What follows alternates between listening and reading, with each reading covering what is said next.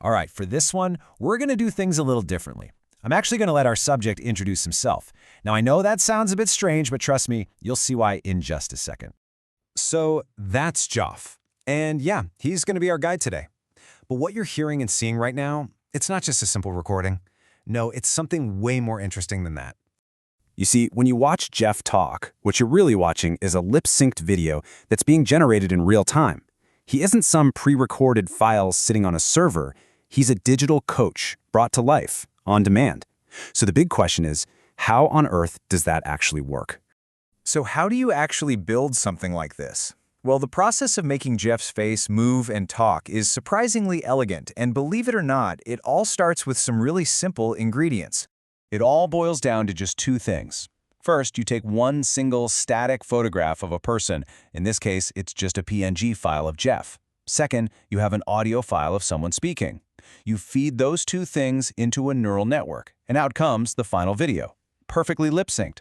So get this, the whole magic trick is that a still image is being animated just by an audio track. Now, that step in the middle, that's where the real magic happens.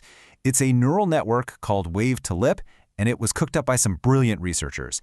It's so clever.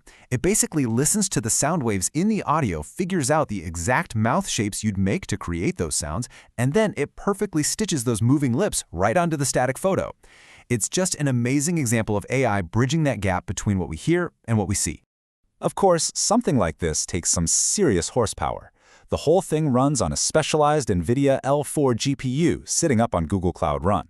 This kind of hardware is built for this type of AI work. It's called inference, which is really just a fancy way of saying the AI is doing its job and generating a result.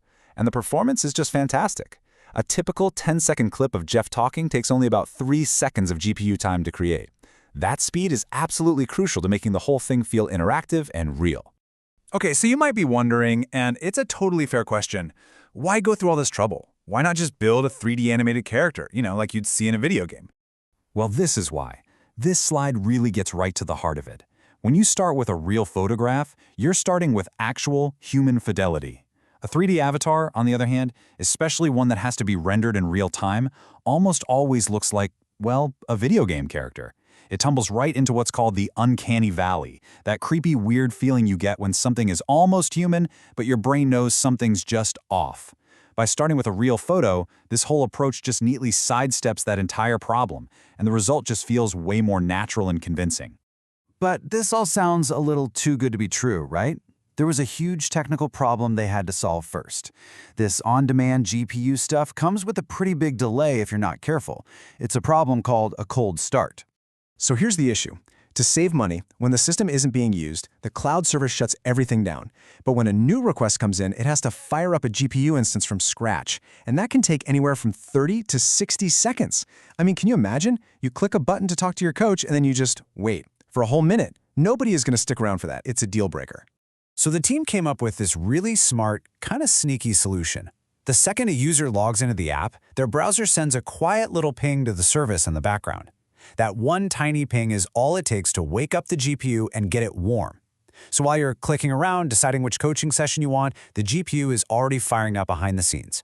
By the time you actually hit the button to talk to Geoff, the system is primed and ready to go. The video generation feels totally instantaneous. It's brilliant. And now, we get to the part that turns this from a cool tech demo into a genuinely viable product. Let's talk about the cost.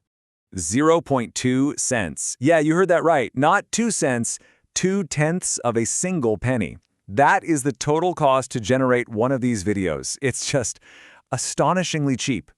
And this right here, this slide just sums it all up perfectly.